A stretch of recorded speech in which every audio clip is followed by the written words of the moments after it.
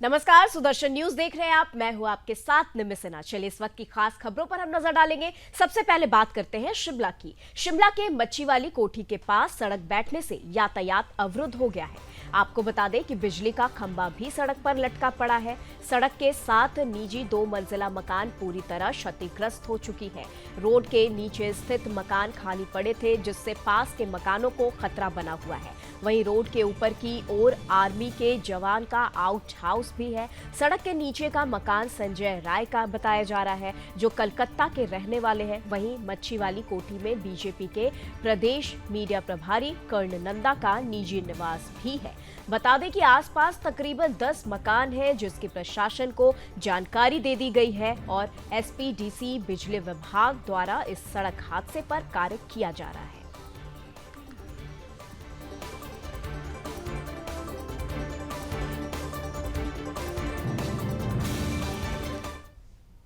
अगली खबर बिहार से आ रही है। बिहार के पटना में धार्मिक आयोजन के दौरान अचानक दीवार गिर पड़ी। दीवार गिरने से कम 25 लोग मलबे में दब गए। आपको बता दें, यह दर्दनाक हादसा पटना के पुनपुन के श्रीपालपुर में हुआ है। बता दें कि श्रीपालपुर गांव के रामदयाल प्रसाद के घर में प्रवचन चल रहा था कि तभी पुरानी और जर्जर जो दीवार है वो गिर पड़ी। जर्जर दीवार के गिरने से तकरीबन 25 से अधिक लोग दब गए। लोगों को गंभीर चोटें आई हैं। पुनपुन की प्रशिक्षु डीएसपी पल्लवी कुमारी ने घटना की पुष्टि करते हुए बताया है कि पुनपुन के श्रीपालपुर में पूजा पाठ के दौरान दीवार गिर जाने से कई लोग जख्मी हो गए हैं। फिलहाल सभी घायलों का इलाज किया जा रहा है।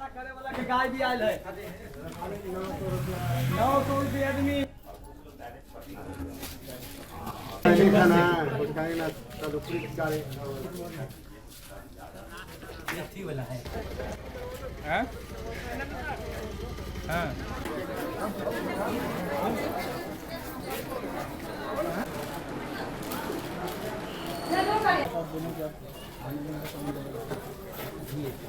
बता दें आपको, पटना के बिहार से ये खबर आ रही है, जहां की धार्मिक आयोजन के दौरान दीवारें गिर पड़ी, जिसमें 25 से अधिक लोग घायल हो गए हैं। मलबे में दबने से, चोट लगने से वो घायल हुए। पुनपुन के श्रीपालपुर में ये बड़ा हादसा हुआ है। गंभीर घायलों का इलाज भी किया जा रहा है। तो लगातार आपको पटना बिहार से ये खबर दिखा रहे हैं, जहाँ की एक धार्मिक आयोजन, एक सत्संग चल रहा था, जिसके दौरान पूजा पाठ के दौरान ही ये दीवार जो है वो भरभरा कर गिर पड़ी, जिसकी चपेट में आने से 25 से ज़्यादा लोग यहाँ पर घायल हुए हैं और गंभीर रूप से घायल बताया जा रहा है। वहीं घायलों का अस्पताल में इलाज भी चल रहा है।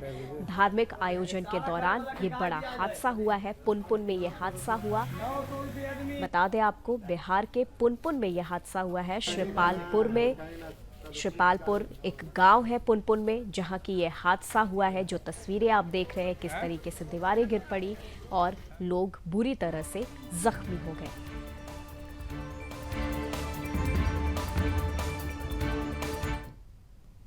वहीं मुख्यमंत्री नीतीश कुमार आज प्रदेशवासियों को बड़ी सौगात देंगे। जी हां, बता दें कि खेल दिवस के मौके पर राजगीर में राज्य खेल अकादमी और खेल विश्वविद्यालय का उद्घाटन करेंगे। राजगीर में 90 एकड़ में बने अंतर्राष्ट्रीय स्पोर्ट्स कॉम्प्लेक्स कई मायने में देश का एकमात्र स्पोर्ट्स कॉम्प्लेक्स है, जहां एक साथ 24 खेल विधाओं का प्रशिक्षण भी दिया जाता है। यहाँ खिलाड़ियों को एक ही कैंपस में प्रशिक्षण, मेडिकल सहित रहने की सुविधाएं भी मुहैया कराई जाती है।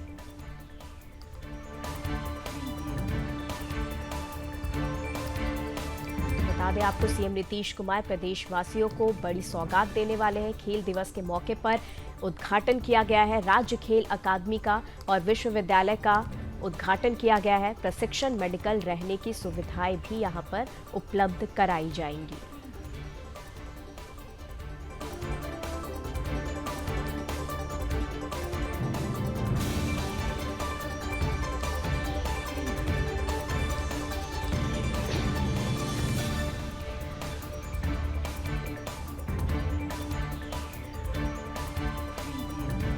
तो बता दें आपको, सीएम नीतीश कुमार प्रदेशवासियों को एक बड़ा सौगात दे रहे हैं। खेल दिवस के मौके पर उद्घाटन करने वाले हैं। विश्वविद्यालय का, राज्य खेल अकादमी का उद्घाटन होने वाला है और जिसमें प्रशिक्षण, मेडिकल और रहने की सुविधाएं भी मुहैया कराई जाएंगी।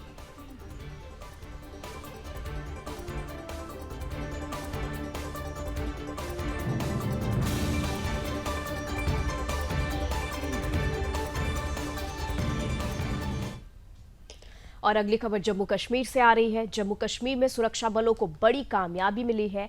2 अलग अलग ऑपरेशन में 3 आतंकी ढेर, माछिल में 2, तंगधार में 1 आतंकी ढेर। सेना का घुसपैठ विरोधी अभियान जारी है। बता दें कि जम्मू कश्मीर में गुरुवार सुबह 2 अलग अलग एनकाउंटर में सेना ने 3 आतंकवादी को मार गिराया है। इनमें से 2 राजौरी में और 1 कुपवाड़ा में बॉर्डर के पास मारा गया। अभी इनके शव बरामद नहीं हुए हैं। ये खराब मौसम का फायदा उठाकर घुसपैठ की कोशिश कर रहे थे। बता दें कि राजौरी में गुरुवार सुबह से सुरक्षा बलों और आतंकियों के बीच जमकर मुठभेड़ हो गई। सेना को खवास तहसील के लाठी दरदिया इलाके में आतंकियों की सूचना मिली थी। सर्च ऑपरेशन के दौरान सुरक्षा बलों ने ट्रेसर राउंड से कुछ गोलियां भी चलाई। इससे पहले बुधवार देर रात कुपवाड़ा के माछिल सेक्टर में 57 राष्ट्रीय राइफल्स के जवानों ने 3 से 4 आतंकवादियों को देखा था।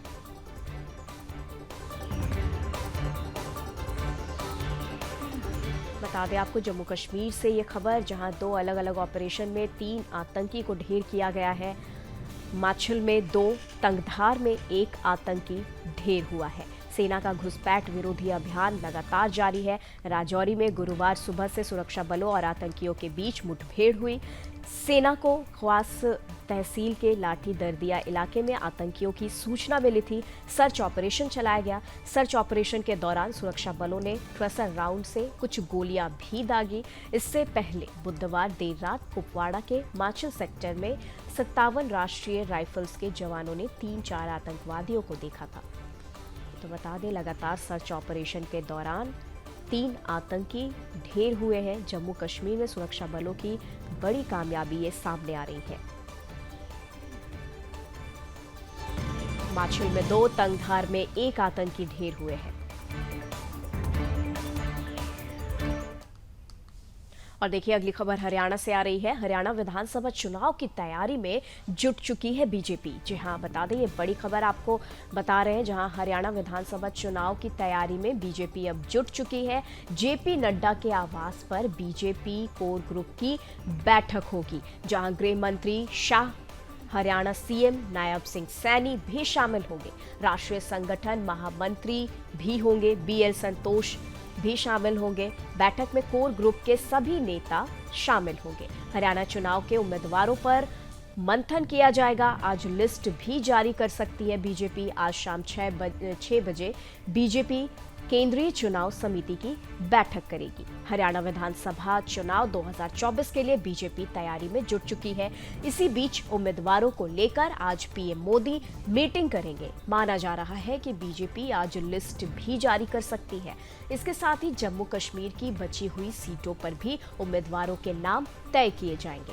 हरियाणा विधानसभा चुनाव को लेकर सुबह 11 बजे बीजेपी अध्यक्ष जेपी नड्डा के आवास पर बीजेपी कोर ग्रुप की बैठक होगी। बैठक में गृह मंत्री अमित शाह, राष्ट्रीय संगठन महामंत्री बीएल संतोष और हरियाणा के मुख्यमंत्री नायब सिंह सैनी समेत कोर ग्रुप के सभी नेता शामिल होंगे। वहीं इस बैठक में आज शाम 6 बजे होने वाली केंद्रीय चुनाव समिति की बैठक से पहले उम्मीदवारों के नामों पर मंथन होगा।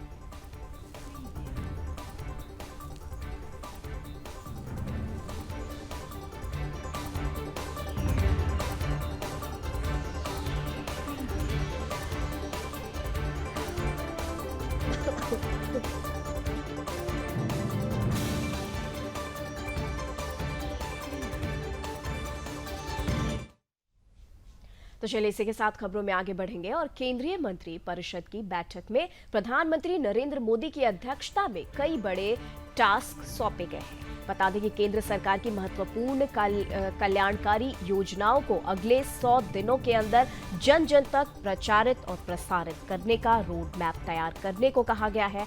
पीएम मोदी ने 6 महीने का टास्क उन महत्वपूर्ण मंत्रालयों को सौंपा जो अभी भी धीमी गति के साथ कार्य कर रहे हैं।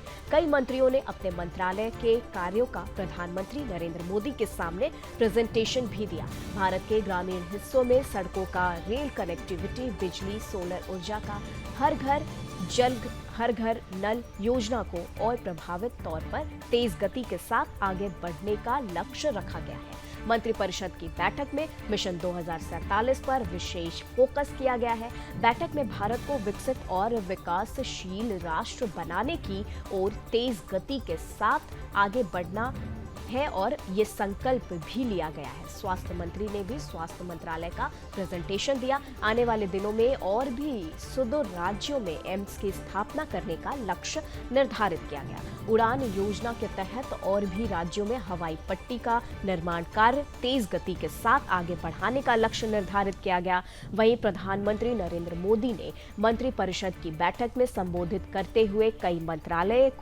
के कार्यों की तारीफ भी की। जिन राज्यों में चुनाव होने हैं वहां पर मंत्रियों का तय कार्यक्रम लगेंगे और सरकार की उपलब्धियों पर मंत्री जानकारी देंगे और 100 दिनों के एजेंडे पर काम भी करेंगे।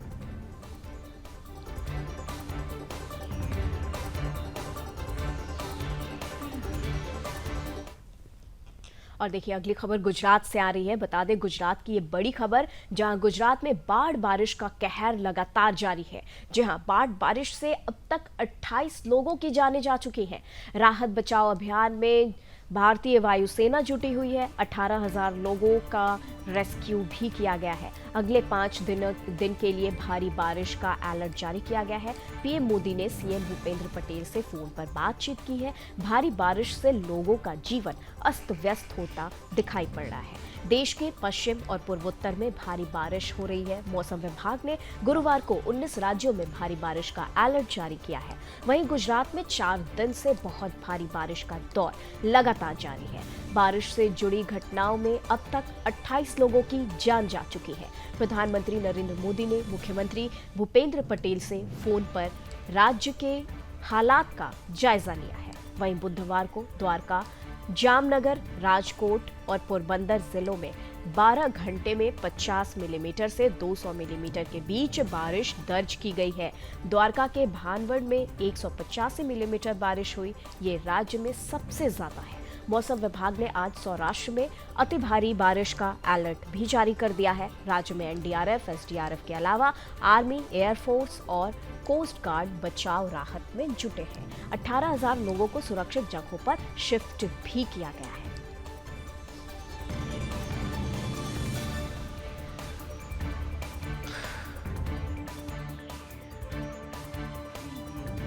अभियान में लगातार भारतीय वायुसेना, एनडीआरएफ की टीम, एसडीआरएफ की टीम, कोस्ट गार्ड लगे हुए 18,000 लोगों को रेस्क्यू किया गया है। 18,000 लोगों को एक स्थान से दूसरे स्थान पर सुरक्षित पहुंचाया गया है। 5 दिन के लिए भारी बारिश का अलर्ट जारी किया गया है। इसी बीच पीएम मोदी ने सीएम भूपेंद्र पटेल से फोन पर बातचीत की, जगह और इलाके, बाढ़ प्रभावित इलाके का जायजा लिया है। भारी बारिश दिल्ली में प्रदूषण को नियंत्रित करने के लिए दिल्ली सरकार ने तैयारी शुरू कर दी है।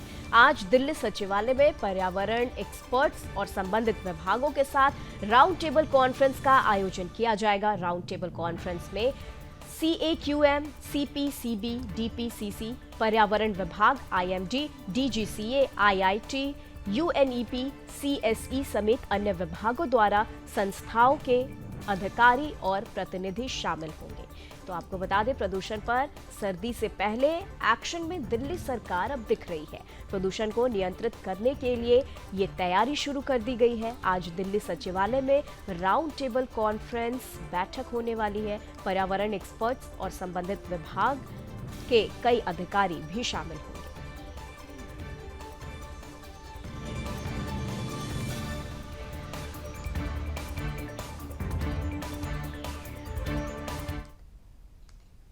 चलिए इसी के साथ आगे बढ़ते हैं। 100 से ज्यादा बच्चियों से भले रेप हो जाए, न्याय मिलने में भले 32 साल लग जाए, लेकिन मुस्लिम दोषियों का नाम और फोटो मत छापो। ये कहता है एक लिबरल बहुरूपिया। रंग रूप हुलिया और पहचान एक लिबरल हिंदू की रखता है, लेकिन अंदर से वो सलीम ही है। इसको तकलीफ है इस बात की कि मुसलमान कुछ रेप करे, हिंदू बेटियों की पोर्न फिल्म बनाए, लेकिन उनके नाम मत छापो, पहचान मत बताओ। सलीम के मन में कितना जहर भरा है, देखिए इस रिपोर्ट में।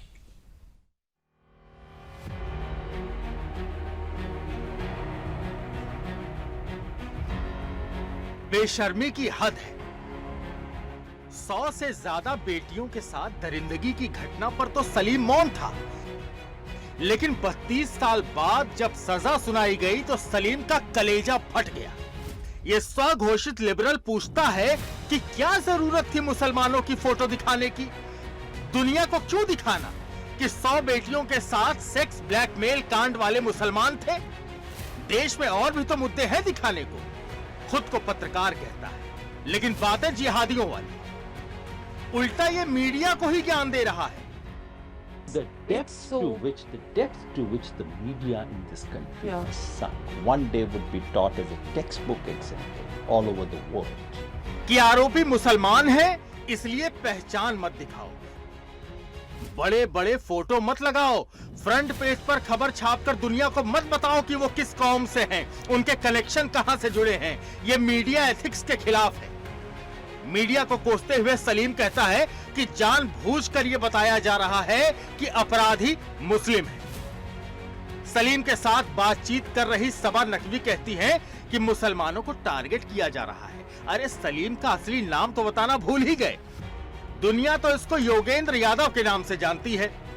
टीवी डिबेट्स में बुद्धिजीवियों के तौर पर सिद्धांत की बड़ी बड़ी बातें करने वाले योगेंद्र के सलीम वाली पीड़ा अक्सर बाहर आ ही जाती है। दरअसल कुछ दिन पहले ही अजमेर के दिल दहला देने वाले सेक्स स्कैंडल केस में आरोपियों को कोर्ट ने सजा सुनाई। 32 साल का लंबा समय लगा केस में। पूरे मीडिया जगत ने इस खबर को प्राथमिकता दी। 100 से ज्यादा छात्राओं को देर से ही सही न्याय मिला, लेकिन सलीम को अफसोस इस बात पर हुआ कि पहचान क्यों बता रहे हो। इसके पीछे बेशर्मी भरे तर्क भी दे डाले इसने। कहा कि कोलकाता रेप की खबर दिखाइए, महाराष्ट्र की खबर दिखाइए, अजमेर दिखाने की जरूरत क्या है? So I would not say don't raise the Bengal issue. It should be raised. What happened is absolutely unacceptable. इसने तो इशारों में ये तक कह दिया कि जरूर इसका आदेश ऊपर से दिया गया होगा। अब आप ही बताइए, अगर मीडिया अजमेर केस की जानकारी देते हुए आरोपियों के नाम और उनकी तस्वीरें अपनी हेडलाइन में लिखता है तो लिबरलों को मिर्ची क्यों लग रही है? आरोपी मुस्लिम है तो क्या हिंदू दिखा दें, पहचान छिपा दें? और क्यों? क्या सलीम के लिए इतने बड़े मामले में आया अपडेट कोई खबर नहीं है? क्या उनकी आपत्ति का मतलब ये समझे कि उनके हिसाब से मीडिया को उन अपराधियों के नाम छिपाने चाहिए जो मुस्लिम समुदाय से आते हों, ताकि सेक्युलरिज्म बरकरार रहे?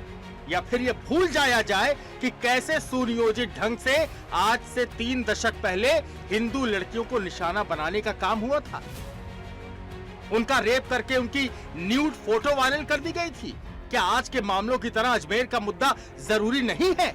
लिबरल चोले में छुपे ऐसे जिहादी सोच से समाज को सतर्क रहने की जरूरत है। जागिए और पहचानिए इस अदृश्य खतरे को। Bureau report, Sudarshan news. चलिए आगे बढ़ते हैं। पाकिस्तान की खुफिया एजेंसी आईएसआई एक बार फिर से भारत में आतंकी हमले की साजिश रच रही है, जहां इसका खुलासा आतंकवादी फरहतुल्लाह गोरी का एक वीडियो सामने आने के बाद हुआ है। रिपोर्ट्स के मुताबिक वीडियो में आतंकी भारत में स्लीपर सेल के जरिए ट्रेनों पर हमले करने की बात कर रहा है। वीडियो में वो ट्रेन्स को डीरेल करने के बारे में भी बताता हुआ नजर आ रहा है। इस वीडियो के सामने आने के बाद भारतीय सुरक्षा एजेंसियां अलर्ट पर हैं। आतंकी ने पेट्रोल पाइपलाइन को निशाना बनाने के तरीकों के बारे में भी बात की है। साथ ही वो स्लीपर सेल को कई हिंदू नेताओं को निशाना बनाने के लिए भी उकसाता हुआ नजर आ रहा है। फरहतुल्लाह गोरी को भारत सरकार ने साल 2020 में आतंकियों की लिस्ट में डाल दिया था। इसके बाद से ही उसकी गतिविधियों पर नजर रखना शुरू किया गया है। गोरी का नाम भारत में हुए कई हाई प्रोफाइल हमलों में जुड़ा हुआ है। साल 2002 के गुजरात के अक्षरधाम मंदिर पर हुए हमले में भी उसका नाम सामने आया था, जबकि साल 2005 में हैदराबाद में टास्क फोर्स ऑफिस पर आत्मघाती हमले के पीछे भी फरहतुल्लाह गोरी का नाम सामने आया था। ऐसे में सवाल ये कि ये जिहादी हरों की चाह में भारत और भारत के हिंदुओं को मिटाने के लिए आखिर किस हद तक उतरेगा? देखिए ये रिपोर्ट।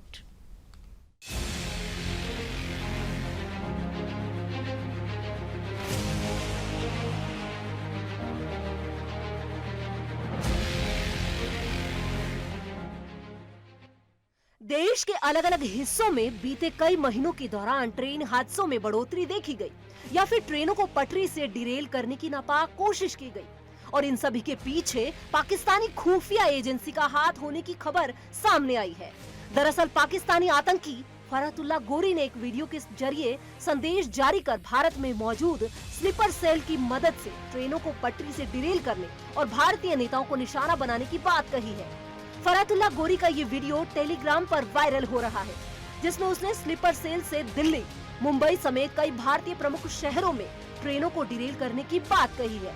और ऐसे में इस आशंका को भी बल मिला है कि देश में पटरियों के उतरने के पीछे पाकिस्तानी कनेक्शन तो नहीं है। पाकिस्तानी आतंकी ने अपने जिहादी शिष्यों से भारत के बुनियादी ढांचे को पंगु बनाने के लिए सप्लाई सीरीज को निशाना बनाने को कहा है और इसके लिए बाधा डालने के विभिन्न तरीकों के बारे में विस्तार से बताया है। इसके अलावा हथियारों के भी उपयोग की बात कही है। पाकिस्तानी दहशतगर्द ने पेट्रोल पाइपलाइन, उनकी लॉजिस्टिक चेन और सहयोगियों को निशाना बनाने की बात कही है। इसके अलावा ट्रांसपोर्ट सिस्टम को भी नुकसान पहुंचाने पर जोर दिया है। इसका उद्देश्य भारत में अराजकता को बढ़ाना है। बता दें कि फरहतुल्लाह गोरी को 3 अक्टूबर 2022 को भारत सरकार के गृह मंत्रालय ने आतंकी घोषित किया था। साल 2002 में गुजरात के अक्षरधाम मंदिर पर हुए हमले में भी उसका हाथ है। उसने बेंगलुरु के रामेश्वरम कैफे में विस्फोट की साजिश भी रची थी, जिसमें कई लोग घायल हो गए थे। ऐसे में सवाल यहाँ ये उठता है कि ये जिहादी हुरों की चाह में और भारत को तबाही पर उतारने के लिए आखिर किस हद तक उतरेगा और आखिर कब इसके नापाक इरादों को रोक लगाने के लिए कोई बड़ा कदम उठाया जाएगा। Bureau report, Sudarshan news.